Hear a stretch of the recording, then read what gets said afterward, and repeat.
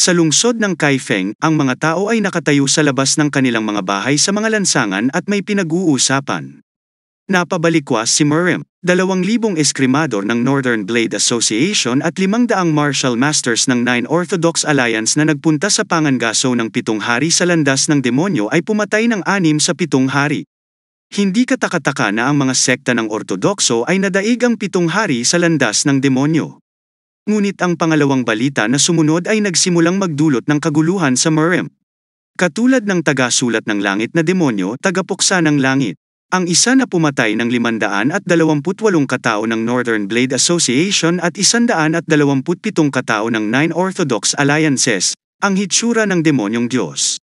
3 tao ang nakatayo at nag-uusap tungkol sa pangyayaring iyon nang may nagsabi sa dalawa pa na, "Narinig mo ba ang tungkol sa Heaven Destroyer?"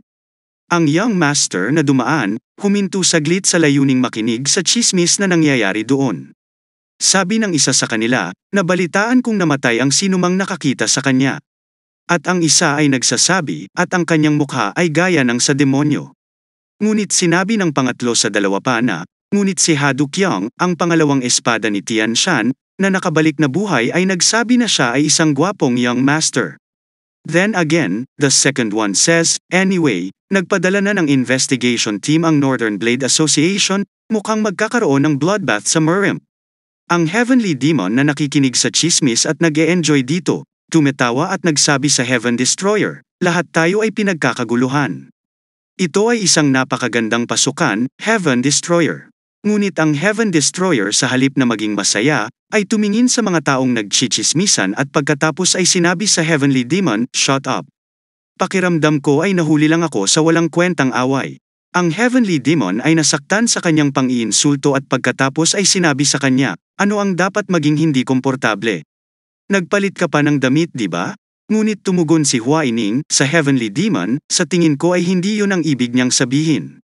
Pagkatapos ay tinanong ng langit na demonyo si Huaining, "Ano? Tapos ano yun?" Nagalit ang Heaven Destroyer dahil sa kanilang ingay at sa kamayabang na sinabi sa kanila, "Tama na. Pareho kayong maingay." Pagkatapos ng ilang sandali ay nag-isip, ang Heaven Destroyer ay nagtanong kay Huaining na, "Sa anumang kaso, dahil ang bastard na yun, si Hadekyong ay kilala ang aking mukha, dapat ba akong magkaila ngayon?" Iminungkahi ni Huaining sa kanya, "Sa halip na magkaila ka, paano kung baguhin ang iyong impresyon?" Nang marinig ito, ang young master ay nagtanong, "Ang aking impresyon?" Pumunta ang Heaven Destroyer sa Inutrality Pavilion at ang waitress doon, habang may hawak na tela sa kamay, ay binati siya, na nagsasabing, "Maligayang pagdating." Namangha siya nang makita ang isang napakagandang customer. Ang young master ay nakaupo sa isang upuan at siya ay nakatayo pa rin, nakatitig sa Heaven Destroyer at pagkatapos ay sinabi niya sa waitress, habang nagbabasa ng menu, magdala ng isang bote ng alak at ilang mga simpleng merienda. Ngunit siya ay nakatayo roon, nakatingin sa kanyang mukha at nang mapansin niya yun, tinanong niya siya, "Bakit patuloy kang nakatitig sa aking mukha?" Bigla niyang ibinuka ang kanyang bibig dahil sa pagkalito at sinagot siya ng tungkol doon. Sa pagtingin sa kanyang mga ekspresyon, ang young master ay nagtataka, ano ang nangyayari? "Don't tell me alam na niya kung sino ako." Nagilty siya at nagreply agad, "Paumanhin sa pagiging masungit pero ito ang unang pagkakataon na nakakita ako ng ganito kagwapong customer sa loob ng 10 taon sa aking panunungkulan na nagtatrabaho bilang isang waitress." Pero masungit na tanong niya, "Ganun ba?" Pagkatapos ay umalis siya roon, na nagsasabi, "Kung gayon, mangyaring maghintay ng sandali. Pagsilbihan ko sila kaagad." Pagkaraan ng ilang minuto, nagdadala siya ng merienda at alak para sa kanya at nang uminom siya ng isang shot ng alak, ibinalik niya ang baso sa mesa nang may kaunting puwersa at pagkatapos ay sinabi sa sarili, "Anong masangsang na amoy? Iba ang lasa sa alak na iniinom ko sa palasyo." Sabi ni Huaining sa kanya, "Bagamat hindi ko alam kung ano ang lasa ng alak, marahil ito ay isa sa mga bagay na nagdudulot ng kagalakan ng mga karaniwang tao. Anong pakiramdam mo? Iba ba ang lasa ng alak ng Murrem?" Saglit na tinitingnan ng maninira ng langit ang walang laman na baso ng alak at pagkatapos ay sinabing, "Ang lasa ng alak, marami akong pagkakataon na matikman ito ngunit hindi ako nasiyahan. Ang nasarapan uminom ay ang tito ko." Pagkatapos ay hawak niya ang baso sa kanyang kamay, tiningnan ito at sinabing, "Ito ay mapait. Para sa akin, laging mapait ang lasa ng alkohol." Pagkatapos ay sinabi ni Huaining, Mula sa narinig niya, ang sakit ng isip ay maaaring maging sanhi ng mapait ang alak. Pagkatapos ay nagtanong ang young master, ang sakit ng isip. Sinagot ito ni Huaining sa kanya, isa lang ang sasabihin ko. Bagamat hindi maiwasang nakagawa ka ng pagpatay sa pagkakataong ito, walang ibang makakabayad sa iyong mga kasalanan.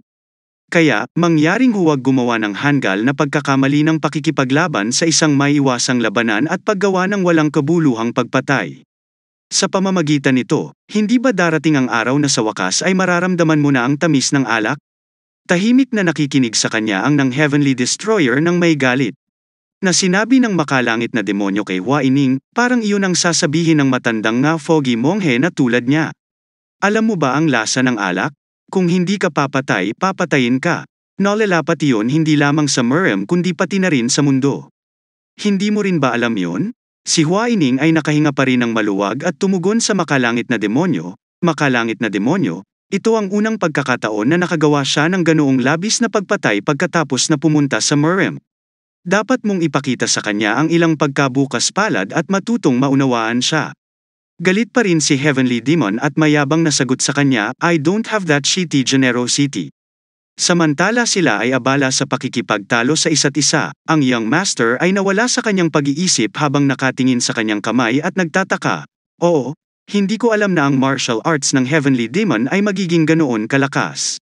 Ito rin ang unang pagkakataon na nakaramdam ako ng sobrang kalayaan. Gayunpaman, kung gagamitin ko lamang ang kapangyarihang ito para sa aking sariling kapakanan, paano ako naiiba sa aking tiyuhin? Ang makalangit na demonyo ay nakikipag-away kay Huaining habang hawak siya mula sa kanyang malalaking bigate nang sabihin ng young master kay Huaining, makinig ng mabuti Huaining. Kapag matamis na ang inumin ko, ipapainom din kita. Sagot ni Huaining sa kanya, hindi ako makainom ng alak. Sumagot ang Heaven Destroyer, tama. Ikaw ay isang monghe. May pumasok sa bahay tuluyan at papunta sa young master at nang makita siya ng makalangit na demonyo na papunta sa kanila, inalerto niya ang young master sa pagsasabing, Hoy, mag-ingat ka. May papalapit sa'yo. Nakaupo si Heaven Destroyer sa isang upuan nang may lumapit sa kanya na lalaki at ngayon ay nakatayo malapit sa kanya.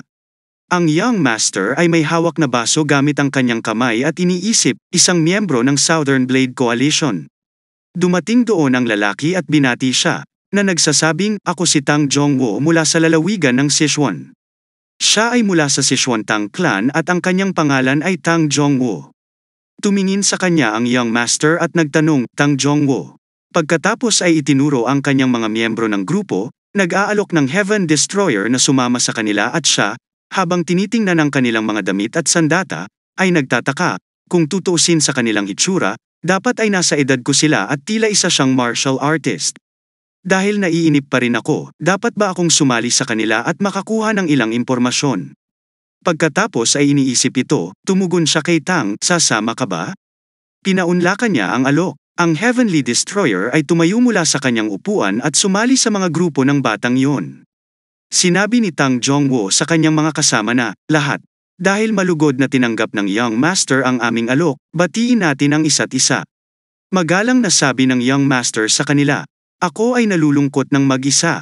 Ang isa sa kanila ay tumayo mula sa kanyang upuan at binati siya, na nagsasabi, ikinagagalak kitang makilala, young master. Ako si Namgang Hyukrian, na nakakuha ng walang kabuluhang titulo ng Divine White Sword Dragon. Siya ang banal na puting espadang dragon, si Namgang Hyukrian. Binati rin siya ng young master, na nagsasabing ikinagagalak kitang makilala. Ang makalangit na demonyo ay nagsabi sa binatang Panginoon, tingnan mo ang kanyang katigasan. Ang isa pang batang lalaki mula sa grupo ay nagpakilala, na nagsasabing, ako si Pang Jianghu, ang dugong bakal na kamao. Isa sa mga magagandang babae mula sa mga miyembro ng grupo ay nagpakilala, na nagsasabing, ako si Namgang Ayon. Isang karangalan na makilala ka, young master. Samantala, sa isip niya, iniisip niya na medyo maganda siya. Isang babae ng grupo ang nagseselos at nag-iisip, ano ang maganda sa kanya kaya lahat ay nasa sabik. Siya si Namgang Hyami. Heaven Destroyer sits with them while saying, oo, ikinagagalak kitang makilala. Nagpakilala ang isa sa kanila, sabi, ako si Merong Jiangjul ng angkan ng Merong. Ang isa naman ay nagbibigay din ng pagpapakilala ng may hamarang, na nagsasabing, Ngayon, sa tingin ko ay sapat na ang pagpapakilala mula sa aming panig, paano naman kayo? Ang sabi ng young master sa kanila, isipin ninyo, lahat kayo ay mukhang mga inapo ng mga prestihiyosong martial clans, hindi ko alam kung paano kumilos, dahil lahat kayo ay tinatreto ako ng magiliw. Pagkatapos ay ipinakilala ng young master ang kanyang sarili na nagsasabi, ako ay isang scholar na nagngangalang yun. I mean, si Won yun, na gumigala dito at doon. Napakalaking karangalan na makasama ang mga dakilang tao. Binaligtad niya ang mga pantig ng kanyang unang pangalan, Yunwon. Samantala, ang makalangit na demonyo ay nagalit at iniisip na, bakit mo kinuha ang bastos na pangalang Wonyun na ito sa pangalan ng Heaven Destroyer? Walang hiyang bastard, sino ang makakaalam ng iyong pagkakakilanlan? Kaya ang bata ay tumugon sa kanya, Wonyun, sabi mo. Ikinagagalak kitang makilala Sir Won. Noong una, inisip ng Heaven Destroyer na ang mga taong ito ay mga ordinaryong tao ng Murrem na kasing edad niya. Ngunit nang marinig niya ang kanilang pagpapakilala, napagtanto niyang ang kanilang 4 na ginoo at 4 na babae ay hindi inaasahang mga taong may mataas na katayuan. Hindi tulad ng Northern Blade Association at Southern Blade Coalition, kabilang sila sa isang mas makapangyarihang puwersa ng pangkat ng Orthodox, na kilala sa mga matuwid na gawa, ang 5 Clan League. At ang mga haligi ng Liga ng Angkan ay ang kilalang angkan ng Namgang, ang angkan ng Tang ng Sichuan, ang angkan ng Qing ng Hebei, ang angkan ng Yen ng Jinzhou at ang angkan ng Murong. Upang buod, ang mga taong ito ay ang mga paparating na kabataan na responsable para sa kinabukasan ng 5 Clan League na nangangahulugang sila ay mga taong isinilang na may gintong kutsara. Pagkatapos ay tinanong niya sila, ngunit ano ang nagdadala sa inyo sa lugar ng bahay ng Kai Feng? Akala ko medyo malayo ang lugar na ito sa Chengdu at Jiangnan. Nang marinig ito, sinabi ng makalangit na demonyo sa batang master na, ano? Hindi mo ba sinabi na wala kang alam tungkol kay Murrem? Samantala, iniisip ng Heaven Destroyer na, noong ako ay emperador. Halos kabisado ko ang mapa ng kontinente.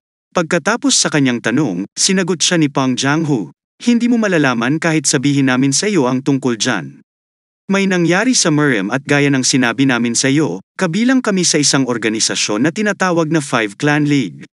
Pagkatapos ang batang babae, si Haimai habang pinupuno ang kanyang bibig ng pagkain, ay nagsabi sa young master, ang lugar na ito, ng Kai Feng, ay maaring ang punong tanggapan ng sekta ng pulubi. Ngunit ito rin ang base ng Northern Blade Association. Matapos marinig ang lahat ng ito, tanging nasabi ng young master, I see. Samantala sa isip niya, iniisip niya na, may. Ito ba ang base ng Northern Blade Association? Pagkatapos ay tinanong niya siya, ngunit paano nauugnay ang iyong pagpupulong dito sa katotohanan na ito ang base ng Northern Blade Association? Naglagay siya ng isang mangkok sa mesa na may galit, na sinasabi, napaka-usyoso na tao. Pagkatapos ay itinutok niya ang kanyang mga chopstick sa kanya, na galit na nagsasabi, ano sa palagay mo? Dahil ang Northern Blade Association ang magho-host ng Grand Banquet ng Orthodox faction. Habang nakatingin sa kanya itinuro niya ang chopsticks, nagtataka, kung ano ba nag-inaasahan niya sa lugar na ito. Pinagalitan siya ng isa pang batang lalaki na kasama niya, na nagsasabing, Haimai, magiging bastos ka ba sa bisita? Nagalit siya dito at sinabi sa kanyang kapatid na, fine, kuya. Pagkatapos habang kinukuha ang kanyang mga chopstick, tapat na nagtanong ang Heaven Destroyer, kaya pala, dahil sa engranding piging ng Orthodox faction, lahat ng Orthodox martial artist ay nagtitipon sa bahay ng Kai Feng. Ngunit muli ay galit na tumugon si Haimai, oo. At ang kanyang kuya ay nakatingin sa kanya na may pagkabigo. Pagkatapos ay kinakabahan ang young master, sabi, hindi ko alam na ang mundo ng Murrem ay napakabangis na nahahati sa iba't ibang paksayon. Ako ay baguhan tungkol sa Murrem, kaya, tapos sabi ni Namgang Hakriant, I see. Siguradong na-curious ka sa mundo ng Murrem. Ang Murrem ay isang mabangis na lugar tulad ng sinabi mo. Lalo na ngayon, palalim ng palalim ang ugat ng tunggalian. Matapos marinig ang salita, tunggalian, ang young master ay nagtanong ang ugat ng tunggalian. Pagkatapos ay sinabi niya sa kanya ang tungkol sa labanan na iyon, ang orthodox na landas at ang demonyong landas. Kahit gaano ka pa ka-amateur tungkol sa Murrem, dapat alam mo ang ganito, di ba? Sumagot agad si Heaven Destroyer, ang dami kong alam. Pagkatapos ay nagpatuloy siya, na nagsasabi, maging sa kasaysayan ng Murrem, ang dalawang kapangyarihan ay hindi kailanman naging malinaw na pinaghiwalay gaya ng mga ito ngayon.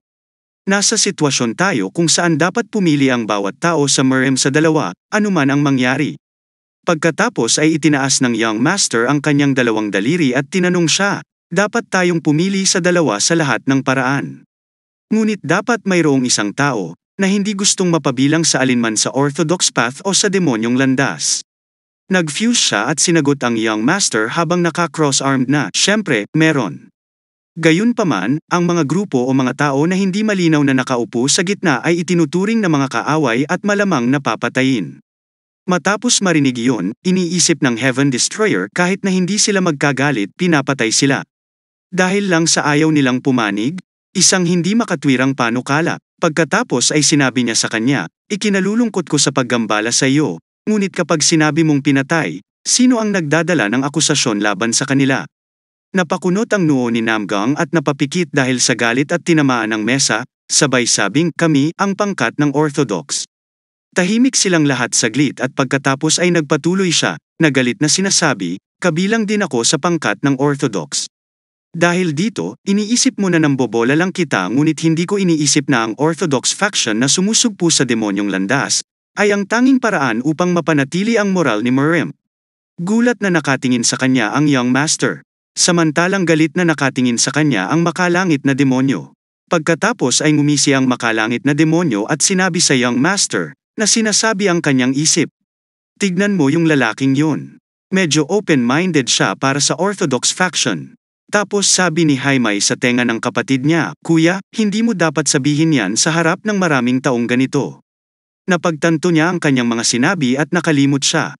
Habang nakatingin sa kanya, iniisip ng Heaven Destroyer, maaaring isa siyang up-and-coming youngster ng Five Clan League, ngunit sa ngayon ay walang impluwensya ang kanyang opinyon. Tama siya, pero hindi ito makatotohanan, pero itong lalaking ito, sulit na pagmasdan niyang mabuti. Pagkatapos ay sinabi ng Young Master, "Kaya, ang sitwasyon sa Miriam ay napakakomplikado, marami akong natutunan." Tapos sabi ni Jaime sa kanya, "Tama. Bawat isa ay may kanya-kanyang kalagayan, Young Master." Pagkatapos ay tinanong ng batang lalaki mula sa Orthodox faction ang Young Master, "Mukhang interesado ka sa Miriam, kaya mangyaring magsalita. Curious ka ba sa iba?" Pagkatapos ay tumugon ang Young Master, "Sa totoo lang, kung gayon, maaaring mukhang mapangahas ito. Ngunit sino ang kasalukuyang pinakamalakas sa Jiangho?" Sa tanong na ito, lahat sila ay nakatingin sa kanya ng kakaibang ekspresyon at tinanong niya sila, "Nagkamali ba ako?" Habang nag-iisip, sensitibong tanong yon. Tapos sabi sa kanya ng bata, "Ayos lang. Ang pinakamalakas, tanong mo, hindi ako sigurado." Bagamat may ilang pagkakaiba-iba ng opinyon, ang nangungunang mga tao sa 4 na henerasyon ay dapat na ang Grandmaster ng demonyo. Sa halip na ang Young Master, galit na sabi ng makalangit na demonyo, "Sino sila? Hindi ko pa sila narinig o nakita." Ngunit ang maninira ng langit ay tumawa at nagsabi, "Nakikita ko." Pagkatapos ay muli siyang nagpatuloy, na nagsasabi, "Ngunit si Jiangho ay malawak, at maraming hindi natatagong mataas na ranggo na Martial Masters. Sa tingin ko mas malakas ang mga Martial Masters na maaaring lumitaw ang mga nabanggit ko kahit kailan at saan man."